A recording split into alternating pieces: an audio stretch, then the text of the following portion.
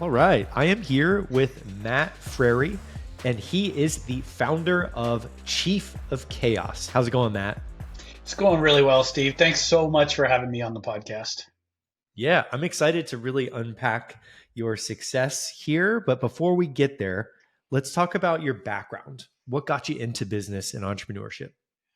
Yeah, that's always a really funny question. What got you into entrepreneurship is different than what got me into business for myself. Entrepreneurship, I was going to the University of Colorado. What's up, Buffaloes? See, I got the Buffs right behind me here. Coach Prime, what? So I went to business school at the University of Colorado, and I was attending this entrepreneurship class in my freshman year. And this man named Jake Jabs rolled in. And if you're from the Denver area, you see all the commercial with Jake Jabs. He owns this massive furniture company, American Furniture Warehouse, and he rolled into our class in this auditorium, and he talked about doing these commercials with these lions and these tigers and all these cool like animals crawling all over the furniture. And the guy was worth like it felt like at the time he was a multi millionaire. Who knows what he's actually worth, but at the time I was like, wow, you can actually make money by starting your own business and I don't have to go work for someone else. So that was the seed that was planted. Um, and then I went into corporate life in the early dot bomb days, late 1990s, early 2000s. I went to work for ebags.com and I started to really cut my teeth on digital. You could actually, Steve, sell things online, contrary to what other people were saying at the time. They're like, oh, you'll never sell anything online. You'll never sell through email. But anyway, we did. We sold billions of dollars worth of bags at ebags.com. I went on to work for driveoff.com, where we actually sold cars online. And I managed the entire car buying process. We were originally eventually bought by Microsoft. So driveoff.com was bought by MSN Autos. So that's where I cut my teeth on internet business. Fast forward, got my MBA, came out of school, and here's what actually got me into entrepreneurship. I could not find a job. Nobody would hire me. I owed this loan for Thunderbird Graduate School, the number one international business school in the world.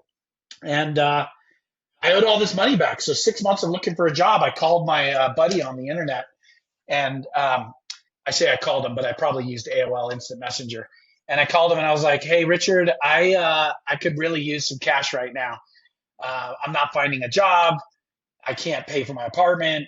And he said, "Listen, could you build me an affiliate network?" And I thought, "Sure. How much are you going to send me?" So he said, "I'll send you $1,500 in PayPal every week that you can build me this affiliate network." And that was how I started this company called ROI Rocket. ROI Rocket started in 2005.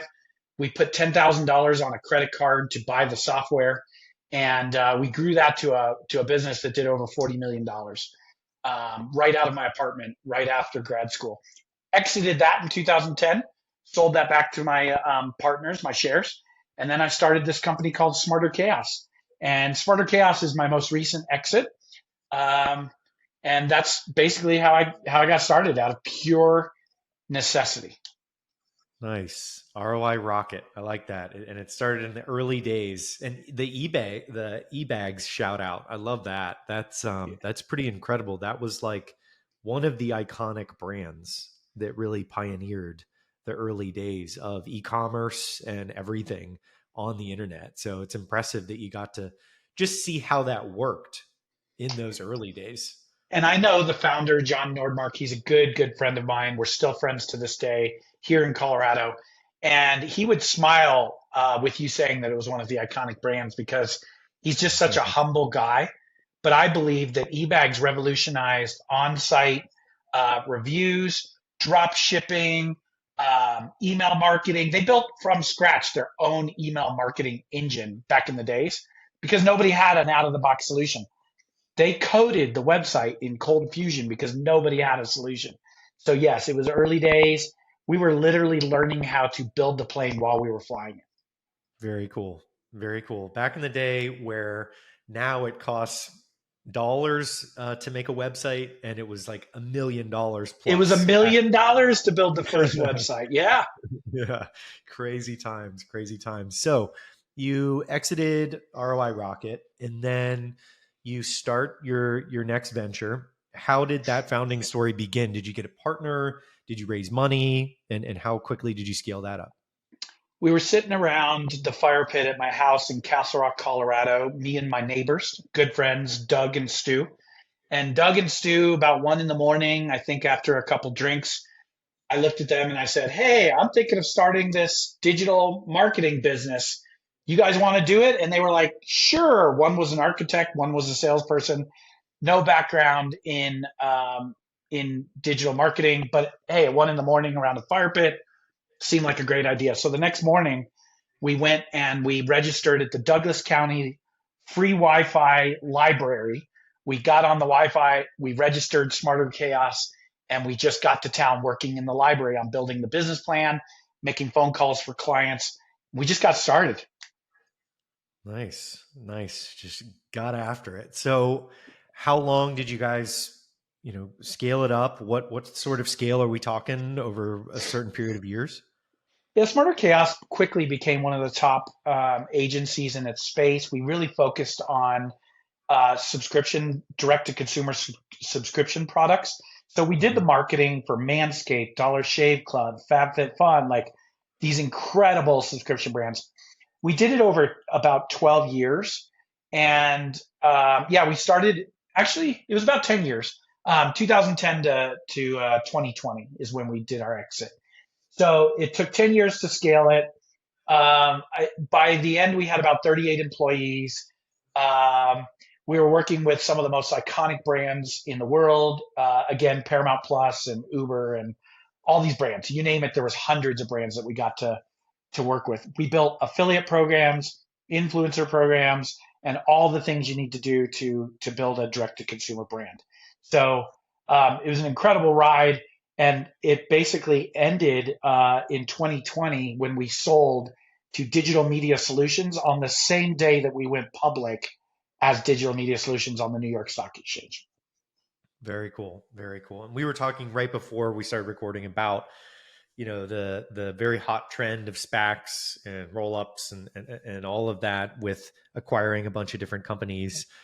And before we get into that a little bit, I remember the Dollar Shave Club video. And I think probably everybody listening to this remembers it because it was really like a revolutionary moment for direct to consumer because it was funny. It was like I remember it was the founder, I think, was in it. Michael, yeah, Yeah. And it was just that was such a cool aha moment, almost even before its time of UGC really like taking off. And it was like just a playful version of an ad. And they just blew that out of the water. And it was so fun to see that. So you guys were really there in the early days to witness that level of yeah. growth. So what happened was we were scratching for clients at Smarter Chaos. Just we would do everything from watching Shark Tank, and if we saw that a company got funded on Shark Tank, we'd start making calls to the founders to see if they needed marketing. So we kind of used Shark Tank as our lead list, and I would be texting my partners Stu and Doug, "Hey, Manscaped, we should work with them. They just got funded on Shark Tank," and we would try to do that. Um, Dollar Shave Club specifically, we saw that ad going around on YouTube and just thought it was brilliant. So I happened to be in the Venice Beach area out in California, and I knew that their headquarters was in a house on Venice Beach. And I knew that they didn't have a strong uh, strategy in marketing beyond that ad. That ad was really what was taking them. So I thought if we could build their affiliate program, um, that would be really cool. So I called them and I said to them, "Hey, I'd really like to earn your business." And they said, "Great, set up a call, in the future." And I said, "Well, actually, I'm kind of sitting outside the house in Venice. I think that you guys work out of. Would it be cool if I came in and just talked to you guys? And I'll be 15 minutes if you don't like it, maybe longer if you do." And so they let me in and talk, and I walked out basically with a agreement for us to do their marketing. Wow, nice. Very nice. Just standing outside. That's It's how you got to do really it, man. Like, I believe that it's not just this culture of always be selling, but I believe that like when you're building your brand, you're building a personal brand. And so you're really, people do business with people that they like. And so I always try to figure out a way that I can serve people. So in the Dollar Shave Club example, I already knew how I could help them grow. And so I just needed to find a way to interact with them, to tell them that. And so by going and just directly colliding with them at their place of business and asking for the meeting, I could go tell them how I could help them grow. And either they were going to want me to help them or not want me to help them, and that's okay. So it was all about selling my personal brand, offering my services first, and that's the way I've grown any company. Is always serving first. yeah, yeah. The value up front and getting those contracts is pretty impressive that you got all those and you grew it up over quite a few years. I think you said 10 years. Was 10 that years. from start to exit? So let's talk a little bit about how the conversations began with, when it was time to start exiting. Was it a customer? Was it a partner? How did those introductions to that SPAC begin? Yeah. So after a while, we started to realize that, well, I realized something about myself. First off, I'm really great at the beginning of companies. That high that, that you get when you start a company and you're creating, really my form of art is generating ideas and starting companies. Um, and so in the beginning, I'm always super excited. I love building, scaling, growing. And then once we hit this certain plateau where it becomes very operational, I'm not sure I'm the most useful person to be running the business because it takes a whole nother level to scale HR and the financing and the capital required and all that. So when we hit that scale, I'd say that was probably maybe 6 or 7 years into the business. And I started talking to my other partners, and we each, the three of us, the three partners, had different wants out of life. We were all at different ages. One wanted to retire. One wanted to start to phase himself out so that eventually he could retire.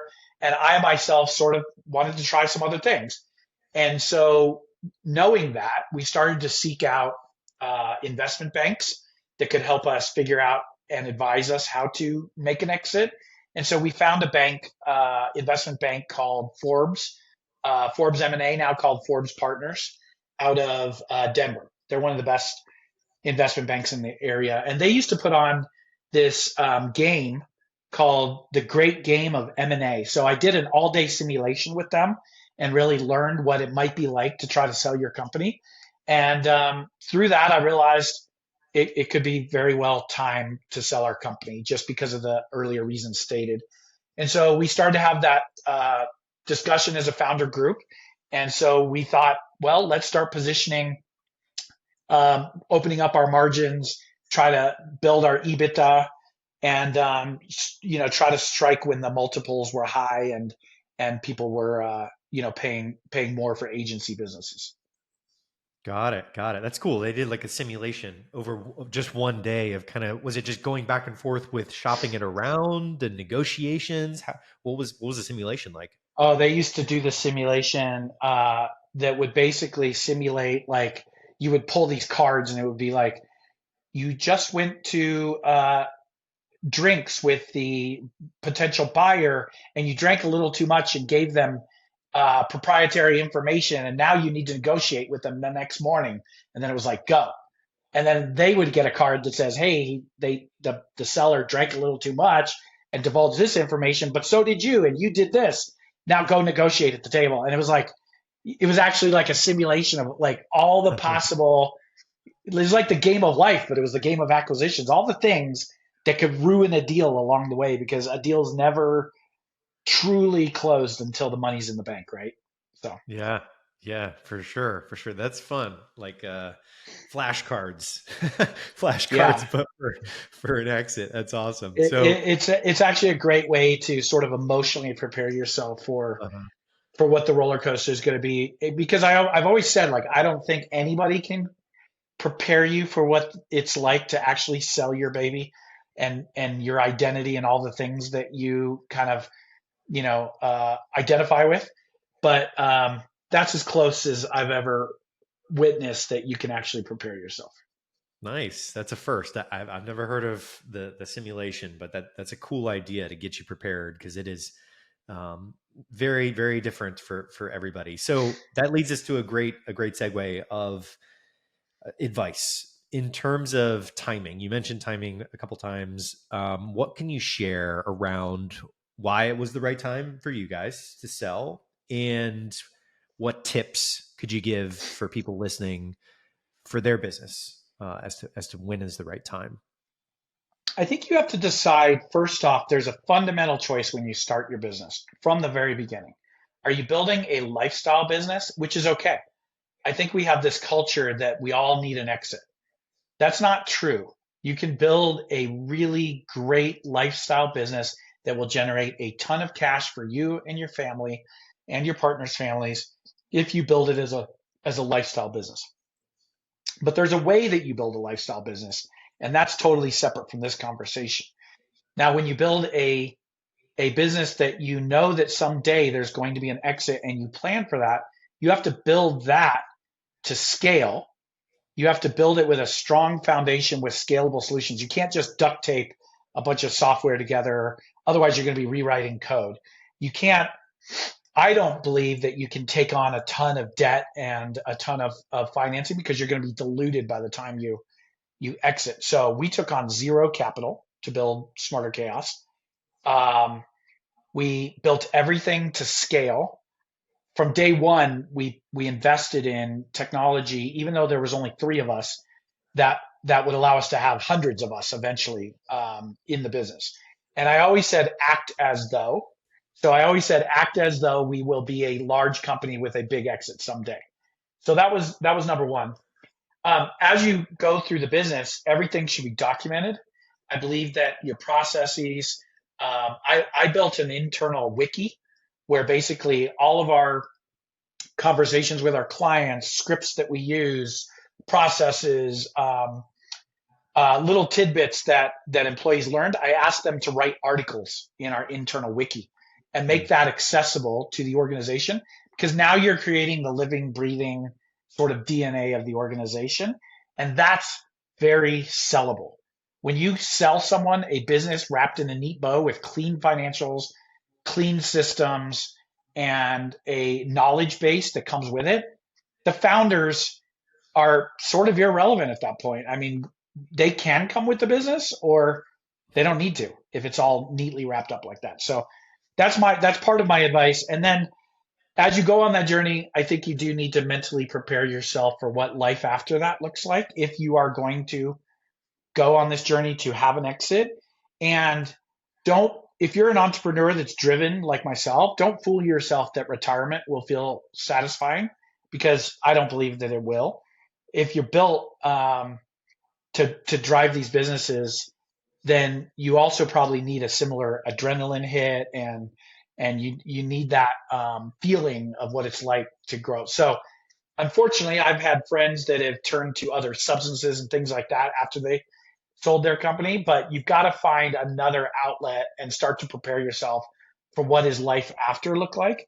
And so I leaned into a totally healthy set of things, like working out and improving myself and getting more spiritual in my life and um, all the things to give back to the world so that I could feel like I had a second mountain to climb and not just that first mountain. Yeah, well said. And that kind of answered my next question about being prepared, just because there is the mental component of being prepared for working a decade in most cases to work towards an exit, and mentally all of a sudden an abrupt stop, or in many cases going into a larger organization, because most of the people on the pod here are 0 to 1 people like myself. Everybody goes from scratch. We love that. You said it really beautifully at the beginning. Like, that is your art, that's your creativity. I really like that way of thinking. Is, a lot of people get uncomfortable in big companies, and it's okay to be the 0 to 1. And I think you said that really well. That's your version of creativity and art, is being able to build it from scratch. And a lot of people afterwards can get lost, Mhm. without having that. So really, really well articulated. So let's talk real quickly about the KPIs that you guys were tracking when you were going into the exit. Like what types of things? Obviously, there's sales, and you guys had a lot of logos that you were leveraging. But what types of KPIs were there? Well, we needed to be sure that our clients would stick around if there was an exit, because Mhm. really, when you're building a service-based business rather than a product-based, driven business, a lot of what they're buying is the knowledge base and the subject matter expert that is in-house with the people. And so then you've got to secure that when you're buying a service-based company, the people, but you also really got to secure the logos. You have to secure the clients and make sure that their recurring, payments are going to keep coming in, and you can continue to build on that. So we had to actually have conversations with the potential buyer, listening in on the phone, that were with our clients, asking them, hey, if we had a new owner, would you stick around? And we actually interviewed the top concentration of our clients and asked them basically for their permission, if we sold, would you stick with us? And the buyer actually wanted to hear the confirmation on the phone that they would. Wow. Wow. That's So that that's was pretty probably cool. that was the biggest KPI. Of course, we had to widen the EBITDA. I mean, Uh-huh. there's t-shirts you can now buy on online that say EBITDA, but I almost feel like I need that t-shirt because it was said to me so many freaking times in so many ways. EBITDA, EBITDA, like it was said in so many ways. So EBITDA was always the biggest thing. Um, and it was basically just, projections and whether they were sustainable. It was a little bit skewed because COVID was hitting us right as the acquisition was taking place. So the way that I actually sold this business is I was on a ski lift in Breckenridge, Colorado. The CEO of the company that bought us, Digital Media Solutions, had bought a private ski day for some top CEOs and clients that he worked with, and so he invited me to go on that ski day. And so I was riding on the chairlift with him in the back bowls in Imperial Bowl at Breckenridge, and we did the deal on the ski lift in the time that it took us to ride to the top. We agreed on terms, and by the time we got to the top, he said, "Yeah, we're going to go public in June." And so you should do this deal with us and go public with us. And so that was how that kicked off. And then he said, you're going to just have to meet these KPIs for us to be able to do the deals. And it was around EBITDA, growth metrics around the CAGR, how many employees that we needed to retain, whether or not we would stick around with the company or not, those things. And then we just worked on the deal. But that was in about February of 2020. And then, as we know, March, the pandemic hit, April, Yeah. May, and then we were public in June. Wow. Wow. So you guys were right through that chaos of March Yes, 2020. Wow. absolutely. Well, I'm glad that it went through. That's first and foremost. I know a lot of deals of people that I know personally fell through during that year just because of all the panic and everything. So it's good that you guys met the KPIs. You definitely should get that EBITDA shirt. I think that's an awesome idea for a for a personal brand. So that takes us to the finale question of knowing what you know now. What would you tell Matt 10 years ago? It's always a tough question because you know what you know now. And unfortunately, if I said something to my younger self and I said, it's going to be freaking hard, there's going to be sleepless nights and you're going to grow lots of white hair and lose most of it. And your health is going to suffer and you're going to spend less time with your kids and it's really hard. You're going to have several emotional breakdowns on the way. I don't think I would have done it. So I don't think I would tell myself anything. I think I would tell myself, you got this. It's going to turn out okay. Believe in yourself, believe in what you've built, stand really, really strong on what your value is. You do know what you know. You are not an imposter, and you absolutely are valuable to anybody that would want to acquire you. And so I think I would just reinforce what I was already starting to tell myself back then and tell them, hey, I'm from the future. It will be okay. It will be worth it. Just stick to your guns and put that hand steady on the wheel and just keep going. Well said. For everybody listening that's in the trenches right now, and there's constant issues and problems, that's a very motivational conviction concept. I really like that. Like just time traveler coming in, keep the hand on the wheel, keep going. Things are going to be Hey man, fine. you got this, bro. Yeah, like a modern Churchill. I like it. I like it. That's right. That's right. So, what are you working on now, and where can people learn more about it? Yeah. So if you go to chiefofchaos.com or partneragency.io, those are my two companies. So Chief of Chaos is a concept where obviously I didn't like the CEO title at Smarter Chaos, so I always called myself Chief of Chaos. So Chief of Chaos is this concept that everybody needs a chief to come in and help them grow their company. And so Chief of Chaos, we offer growth consulting services, usually around marketing and sales and prepping your company for a possible exit in a few years. So we work primarily with direct to consumer companies that are doing maybe between 20 million to 100 million, and they just need a little extra fuel to the fire.